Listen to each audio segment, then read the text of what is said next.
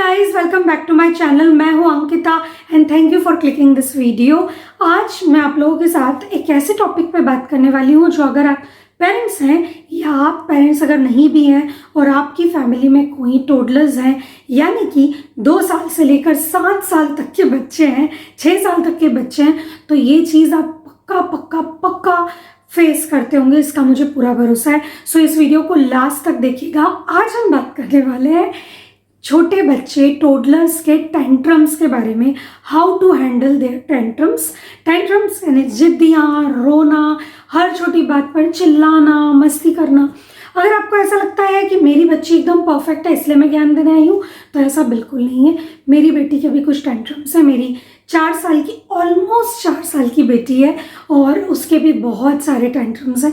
तो उन्हें मैं कैसे डील करती हूँ, कई बार मैं पास होती हूँ, कई बार मैं भी फेल होती हूँ, लेकिन उन्हें किस तरह से मैं हैंडल करती हूँ, ये कुछ छोटी छोटी टिप्स एंड ट्रिक्स आज मैं आपके साथ शेयर करने वाली हूँ। तो बिना देर गवाए आज के इस वीडियो को स्टार्ट करते हैं। Let's get started.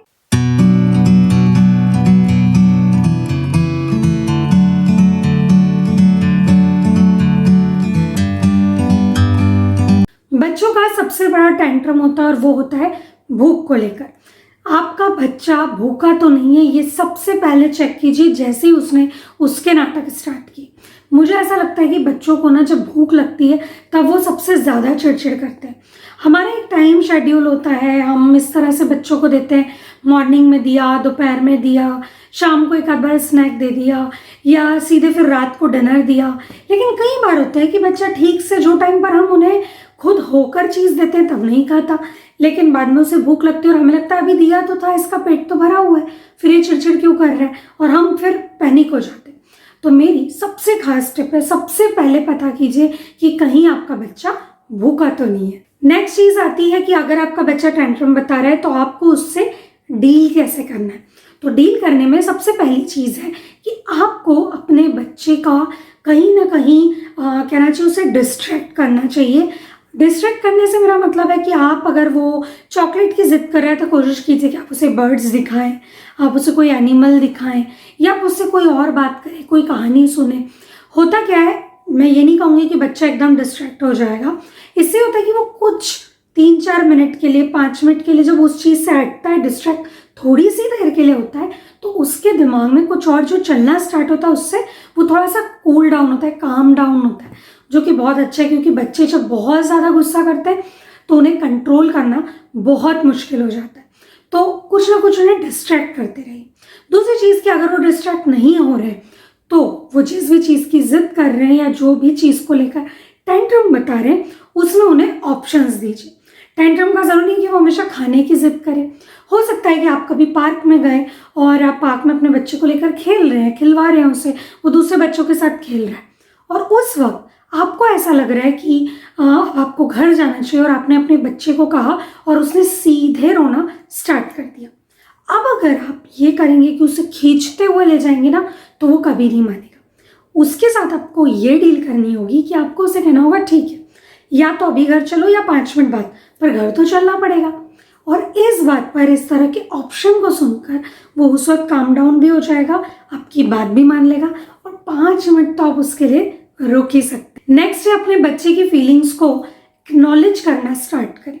एक्नॉलेज करने से मेरा मतलब है कि उससे ये जताएं कि वो अगर फ्रस्ट्रेटेड है या वो चिढ़ रहा है और टेंट्रम बता रहे हैं तो आप उसकी फीलिंग समझ पा रहे हैं। कई बार आप किसी फंक्शन में जाते हैं, कई बार आप किसी के घर जाते हैं, वो वहाँ बोर हो जाता है, वहाँ उसे कोई कंपनी नहीं मिलती, या घर में आप ऐसा सोचते हैं कि हाँ हाँ जाओ जाओ खेलो, बट बच्चा दिन भर खेलना पसंद नहीं करता। कई बार वो आपका साथ चाहता है, कई बार वो जो चीज़ खेल रहा है वो न खेल कर वो कुछ और नई चीज़ चाहता है। तो कम से कम एटलीस्ट उसे एक्नॉलेज करें कि आप उसकी फीलिंग समझ रहे हैं, लेकिन अभी सिचुएशन ऐसी है कि आप उसको उसका साथ नहीं दे पा रहे, या कहना चाहिए कि आप उसकी उस प्रॉब्लम को सॉल्व नहीं कर पा रहे। ऐसे में होगा कि बच्चा ये समझ पाएगा कि आप उसके साथ तो हैं, लेकिन ये जो भी चीज़ है वो आप दोनों मिलकर फेस कर रहे हैं, आप भी उसी सिचुएशन में जिसमें कि वो खुद है। नेक्स्ट चीज़ जो कि मेरे हिसाब से इन सारी चीज़ों को टोटल करके आती है, और वो ये कि कुछ टाइम अपने बच्चे को गुस्सा करने दें। जैसे हमारे साथ होता है ना, कई बार हमें बहुत गुस्सा आता है, लेकिन हम उससे कहना चाहिए कि बाहर निकलने के लिए उसे अंदर ही अंदर दबाना नहीं चाहते। हम चाहते हैं कि वो गुस्सा बस निकल जाए, या तो किसी इंसान पर निकलेगा, या किसी ज़ोर से चिल्ला के निकलेगा, या फिर किसी चीज़ को फेंक के निकलेगा। ठीक वैसे ही बच्चे के साथ होता है। मैं ये नहीं कह रही हूँ कि बच्चे को कोई चीज़ दे दीजिए कि वो फेंक दे, क्योंकि इस तरह तो उसे हमेशा की आदत हो जाएगी। लेकिन कुछ देर कोशिश करें कि वो उन चीज़ों को फेस कर सके। थोड़ी देर भले ही वो गुस्सा करे, रोए, तो उसे रोने दीजिए, उसे अपने आप काम डाउन होने की आदत लगने दीजिए। 2-3 घंटे नहीं, सिर्फ कुछ मिनट, कुछ 5 मिनट या 10 मिनट, इस बात का ज़रूर ध्यान रखें। इसके अलावा एक चीज़ आप और कर सकते हैं, और वो है कि उस सिचुएशन को इग्नोर करना स्टार्ट कीजिए। इग्नोर करने से मतलब है कि अगर बच्चा किसी चीज़ के बारे में मांग रहा है तो कुछ देर उस बारे में बात करना बंद कर दीजिए। या वो कोई चीज़ कर रहा है लेकिन आप चाहते हैं कि वो करे, तो आप उससे उस वक्त मुंह जोरी करना या उस वक्त आप भी बोलना स्टार्ट मत करिए। जैसे मेरे साथ होता है, अधिशु जब स्कूल जाती है तो मैं चाहती हूँ कि वो सुबह डेली नहा कर जाए, लेकिन ऐसा पॉसिबल नहीं होता क्योंकि वो कभी भी नहाना नहीं चाहती। तो किसी किसी दिन मैं उसकी बात सुन लेती हूँ, लेकिन किसी किसी दिन बहुत ज़रूरी हो जाता है, क्योंकि एक दिन पहले स्कूल से आने के बाद मैं उसे नहीं नहला पाती, कुछ बिजी होने की वजह से या कुछ, तो उस दिन उसे नहलाना ज़रूरी है। तो मैं सीधे उसे उठाती हूँ, बाथरूम में ले जाती हूँ और नहलाना स्टार्ट कर देती हूँ। कई बार वो रोती है, चिल्लाती है, लेकिन मैं उसे रिप्लाई नहीं देती। रिप्लाई ना देने से सबसे अच्छी चीज़ ये होती है कि वो खुद ये बात समझ जाती है कि ये चीज़ अब करनी पड़ेगी, क्योंकि कोई हमें इसके लिए कोई सफाई नहीं दे रहा। ये वाली ट्रिक हमेशा काम आती है, तो इस ट्रिक को ध्यान में रखिए। ज़बरदस्ती नहीं करनी है कि रोज़ ही ज़बरदस्ती, पर किसी किसी दिन, जिस दिन बहुत ज़रूरी है और सिचुएशन को आपको इग्नोर करना ज़रूरी है, तो उसे इग्नोर कर दीजिए और कुछ और करने लग जाइए। आप जो चाहते हैं वो करने लग जाइए। ये वो चीज़ें हुई जो कि आपको आपके बच्चे के साथ टेंट्रम बताते वक्त करनी है। इसके अलावा वो चीज़ें जो अगर बच्चा टेंट्रम बताए तो आपको नहीं करनी, और उसका सिंपल सा एक ही चीज़ है जो कि हम हमेशा 100 में से 70 बार कर देते हैं, और वो पता है क्या है? वो है कि आप अपने बच्चे की बात मान लें। यानी कि अगर वो किसी चीज़ को लेकर टेंट्रम बता रहा है तो पहले आप उसको कहेंगे नहीं मत करो, 5 मिनट बाद फिर आप उसे कहेंगे नहीं मत करो। ऐसे करते करते 15 मिनट हो जाएंगे, लेकिन 15 मिनट बाद फिर आप उसे कह रहे जाओ कर लो।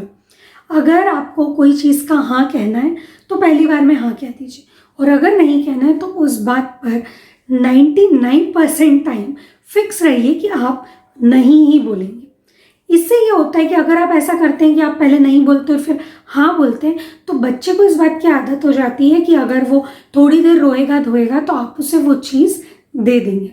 कभी कभी के लिए ठीक है, उसकी तबीयत ठीक नहीं है, या उसे वैक्सीनेशन हुआ है, या अभी सिचुएशन ऐसी है कि आप उसके टेंट्रम्स झेलने की सिचुएशन में नहीं है, आपको कुछ काम है, ऑफ कोर्स आप उसे पहली बार में वो चीज़ दे दीजिए, उसमें कोई प्रॉब्लम नहीं है। पर पहले ना कहकर फिर हाँ कहना मेरे हिसाब से बहुत गलत होता है। दूसरी 2 चीज़ जो कि आपको नहीं करनी है, पहली जैसे मैंने कहा कि आप अगर एक बार नहीं बोल रहे हैं तो फिर हाँ मत बोलिए, और दूसरी जो चीज़ है उसमें से एक तो आपको बताइए कि जिस वक्त बच्चा टेंट्रम बता रहा है उसे मारिए मत, उसे डांटिए मत, जो कि बहुत कम होता है। इवन मुझसे भी कई बार कंट्रोल नहीं होता, मैं चिल्ला ही देती हूँ, या मैं कहना चाहिए मारती तो नहीं, लेकिन हाँ ये कि मैं उसे क्यों कर रही हो इस तरह से उसके साथ बिहेव करने लगती हूँ, जो कि नहीं ठीक है।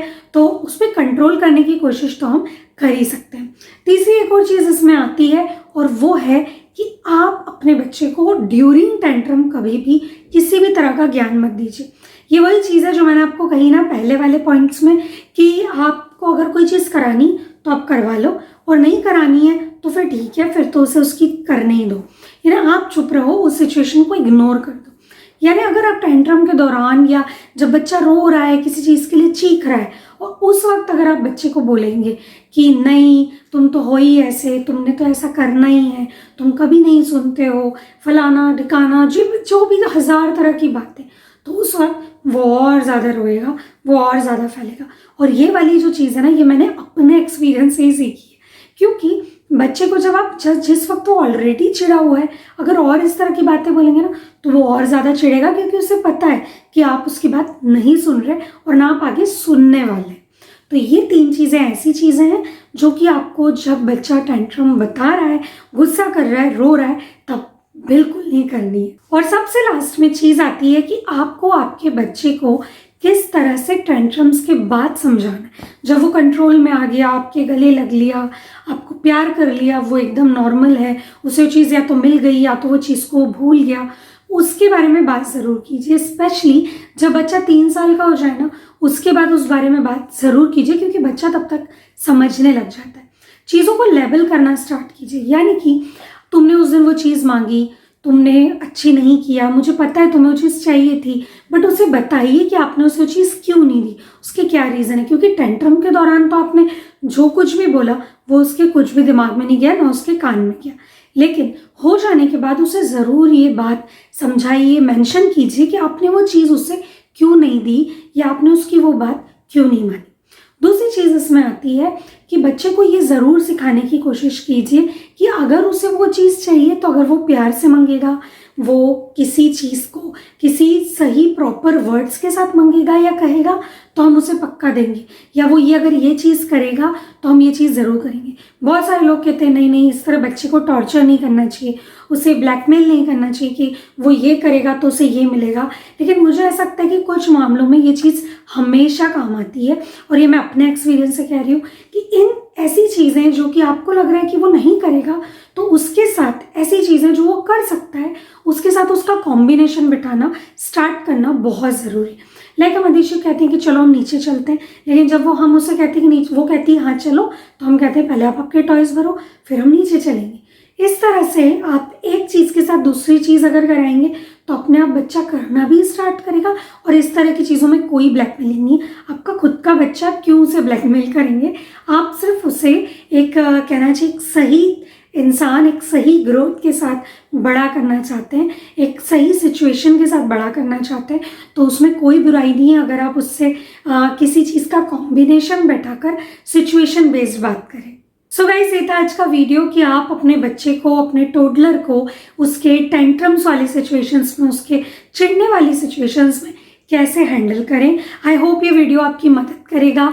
मैंने यहाँ जितनी भी बातें बताई हैं मेरे एक्सपीरियंस पे बेस्ड है, हो सकता है कि किसी और को कुछ अलग चीज़ें लगती हों। सो हर किसी की पेरेंटिंग अपनी होती है, लेकिन अगर ये वीडियो आपको पसंद आए और आपको हेल्पफुल लगे अपने टोडलर के लिए, सो लाइक करना, शेयर करना और पेरेंट्स के साथ, और अगर अभी तक चैनल को सब्सक्राइब नहीं किया है सो सब्सक्राइब करना बिल्कुल मत भूलिए। नेक्स्ट व्लॉग या वीडियो में हम फिर मिलेंगे, तब तक के लिए खुश रहिए, अपना ध्यान रखिए, अपने बच्चे का ध्यान रखिए, हमेशा अच्छा सोचिए, खुशियाँ बांटिए। नेक्स्ट व्लॉग या वीडियो में हम फिर मिलते हैं, तब तक के लिए बाय बाय।